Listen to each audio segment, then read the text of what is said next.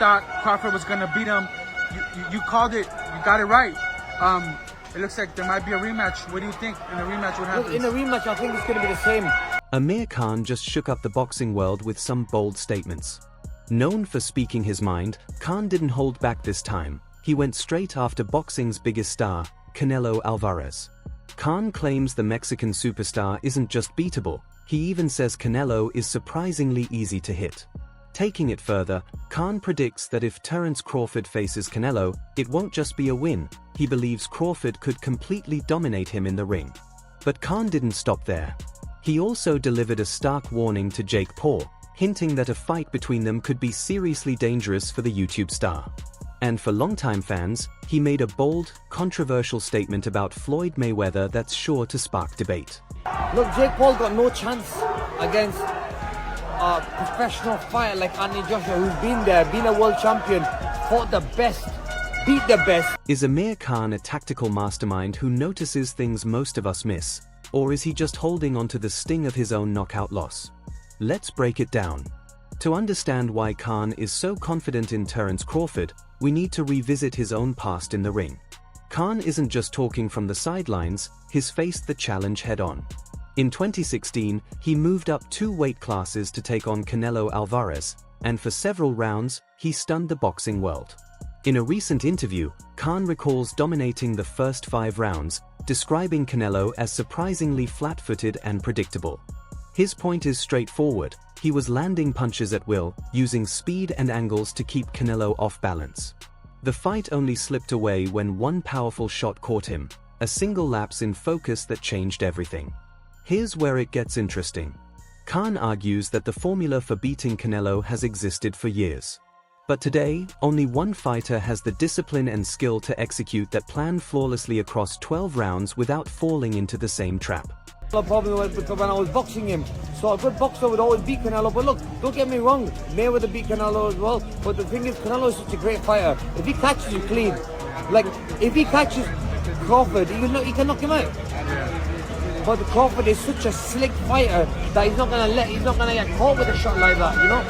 Obviously, I sparred with him, I fought him. You can't hit the guy clean.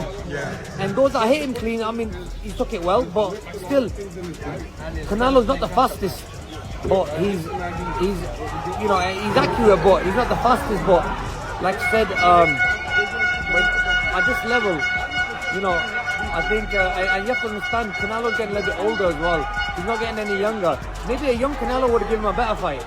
But in the day, look, we all get old. Our reaction and timing and speed slows down. And I think this is a good time for Crawford to catch Canelo. Maybe a couple of years ago it would be a different story. If you fought 5 years ago, it would be a different story. Totally. But now... Now, let's turn to the hypothetical showdown between Terence Crawford and Canelo Alvarez. For Khan, this fight is already decided in his mind. He points out that Crawford has the same elite hand-eye coordination and speed that Khan once used to trouble Canelo, but with a crucial difference: Crawford's precision is nearly flawless. According to Khan, Crawford's timing is on another level, something this generation of fighters rarely achieves. Meanwhile, he believes Canelo is no longer the fierce competitor he once was, even using the phrase "no fire in the belly" to describe him. Khan sees a fighter who has made his fortune, cemented his legacy, and is now just going through the motions. Crawford, by contrast, remains hungry, fresh, and technically sharper than Canelo ever was. Khan predicts that if the two were to face off, it would be a one-sided display, with Crawford systematically breaking Canelo down. And unlike Khan in his prime, Crawford wouldn't make reckless mistakes. For Canelo, and I'll be honest, if they fought again, it would be more dominant for Terence Crawford. I truly think if in 2026 they book this rematch, I think Crawford dominates him even worse. And I'm not saying he stops Canelo, because I don't know if that's something that Terence could get at 168, because Canelo's chin has still really never been tested like that. Like, he didn't really get hurt in the Crawford fight, he just got outboxed. But maybe he potentially would be able to stop him. But I just think it would be more one-sided than we saw in the first fight, and would just reestablish that Terence Crawford is that fucking guy in this sport right now. The top guy, the head honcho in this sport. Which is, I don't know. I mean, Is it dangerous to Canelo's legacy to lose to the best of this era and the best of the era previously? I don't know. Like, did Canelo ever have an era where he was the best in the world? Maybe that's the question he's still trying to answer himself, and why he would want this rematch with Crawford. But when I see this news coming out of him wanting the rematch, having the elbow surgery, maybe in his mind going, okay, my elbow wasn't fresh, I wasn't able to turn my shots over, so that's why I can win this rematch. I like the competitive nature of it. I don't like the fight for him. I think the matchup's all wrong for Canelo. I think this style of fight, in terms of what Terence Crawford does well, is counterpunching off the front and back foot, his ability to go from range with his jab, be inside with it too, protect himself, catch counter with punches. He's got just a different timing than Canelo really has on his punches, and then you pair it with the volume that Terence Crawford can throw, and his feet, and his angles. This is the bad matchup for Canelo. We've seen it already, and I just don't know if the rematch goes any differently. I think Terence Crawford would have Canelo in real trouble the second time around. And again, I'm not going to sit here and be like, he'd knock him out cold, because Canelo's got an iron chin, but if he didn't already in the first fight, he would do a number. Texas Instruments 83 plus on Canelo if they rematch. Khan didn't stop at comparing Crawford to himself. He also brought up one of the toughest nights in Canelo's career, the bout against Austin "No Doubt" Lara. Many experts felt Canelo struggled in that fight, unable to catch the elusive Cuban southpaw. Khan takes that comparison further, arguing that Crawford is on an entirely different level, 10 times sharper than Lara ever was. For Khan, it all comes down to boxing IQ. While Canelo often relies on power and pressure, he struggles against elite movers who can think and react as quickly as they punch. Crawford, Khan insists, possesses the highest boxing IQ in the sport today. He slips, counters instantly, and never lingers in the pocket long enough to be hit.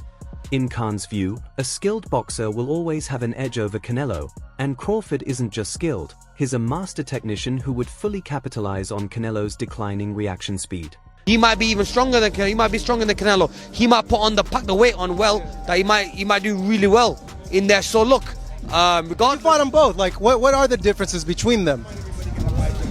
Obviously, it's way. Canelo's strong and he's easily hit. Very easily hit, very easily. Yeah. Compared to when I fought against Crawford, I couldn't even hit clean. Yeah. So really, that's the difference. And they both hit hard. Yeah. Because. And you can see the strength. You know, when I was fighting against Crawford, I didn't think Crawford was that strong, but when he kind of moved me around a little bit, he is very strong as well. So look, yeah, but why does he need to give that much away? He's pound for pound #1 in the world. Why does he have to go up and fight Canelo? Shifting from the world of elite boxing to the influencer scene, the conversation took a darker turn when Jake Paul versus Anthony Joshua came up. We've seen Paul face retired MMA fighters and older boxers, but stepping into the ring with a prime heavyweight knockout artist like AJ is a whole different challenge. Khan didn't mince words, delivering a stern warning to Paul and his team. He made it clear that Paul would have no chance, absolutely zero, against an Olympic gold medalist like Joshua. But his concerns went beyond wins and losses. Khan also criticized the promoters, specifically calling out Nakisa Badarian, accusing them of putting the payday ahead of a fighter's safety. He cautioned that a mismatch like this could seriously injure Paul, describing it as a disaster waiting to happen. The sheer size and power gap, he argued, makes this fight far too risky to be sanctioned. In a sport often full of bravado, this was a rare moment of genuine concern, underlining that some lines shouldn't be crossed in boxing. You've always helped me. Right, 2 quick things before I let you go. AJ Jake Paul happening this month now. I mean, it's finally happening, but... Finally happening, like... Well, it was meant to happen, then it was a tank thing. Like, come on, man. You know, hit me with it. I'm going to hit you with it now, man. Look, first of all, I think Nakisa hates Jake Paul because he wants him dead, I think. That's what it comes down to. Me and JB had a meeting with Nakisa and he was giving big ones, which I did not understand. He's not really like, come on. But like, he really wants to see his own friend that he calls my childhood friend hurt. That is wrong, bro. Like, you know what I mean? He's chasing the money. So he's just gone straight to the money and put my man in the firing line against a heavyweight champion who can hurt him and literally cause him problems in the future as well. Don't you believe me? You believe that? I mean, AJ hitting him with that big right hand. Oof. Look, if AJ hits him with a shot like he hit Ngannou and knocked him clean out. I mean, even Ngannou would knock Jake Paul out. But that just shows, like, but you can't mess with the sport. Boxing, you can't mess with boxing. Oh, boxing is a sport that you have to respect. You're always at one punch away from getting hurt, and something bad's going to happen one day, and they're going to regret it. They're going to say, oh, why did we take that fight? It's not like they need the money. And if I was AJ, and a YouTuber come to me, who's tiny, who's smaller than me, and weaker than me, and has no experience at all, you think I'm going to say no to him? Like, come on, bro. Like, and they pay big money, but let's just hope AJ goes there, knocks him out, ends this YouTube boxing, because in a way, someone is going to get hurt badly, and this could be the fight that someone gets hurt so bad that they will never ever get sanctioned to ever fight. If you thought Khan's remarks about Canelo were bold, he didn't stop there. He went straight for the history books. When asked how Terence Crawford compares to the all-time greats, Khan made a statement sure to spark debate. He suggested that Crawford could be the only fighter in history capable of giving a prime Floyd Mayweather Real trouble, and maybe even defeating him. Look, when I was in the ring with him, even though towards after the 1-2 rounds, I started getting my rhythm, but I have to say, probably one of the best fighters I've ever faced, honestly. And I've faced the likes of Canelo, and I was at boxing fighters like him. Every fight I've lost previously was when I was up on points, and obviously might have got caught with a good shot and got knocked out or whatever. But with Crawford, his timing was so on point. I mean, like, what a great fight he was, technician. And I'll always, look, I'm not a hater in any way. Look, even though the fight went the way it did, but I just think his timing was amazing, and just everything about the game plan he had for the fight. I mean, he's a brilliant fighter. You cannot take that away from him. And if he was to fight any welterweight, being Manny Pacquiao, being Errol Spence, being even Floyd Mayweather, I think Crawford would beat a lot of them, maybe all of them. Even and the only fight I would say for him would be a good fight technically would be someone like Mayweather.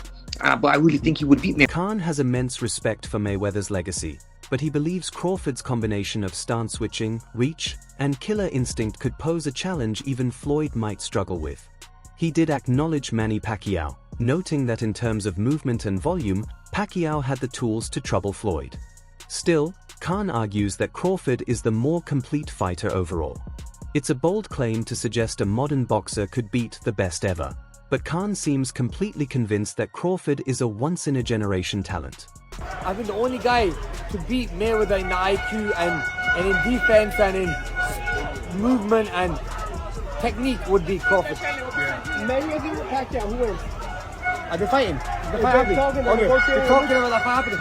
I mean, I think that Pacquiao might take this time, because I saw Mayweather's last fight, exhibition fight, and Mayweather looks slow, not as fast. And also, if Manny's still got the speed, the speed never really leaves you, So I think Mayweather could have problems going into this fight. Now, if I was Mayweather, I would have taken it. But Mayweather obviously wants to still shine under the lights, and I think it could be a Pacquiao win for me. Manny Pacquiao is the vice president of the IBA. Your name is one of the names that's been floating around to fight Manny next. What do you think about that? Manny Pacquiao. Look, I'm still young. I've still got the speed. I've still got the movement. And I still have the energy.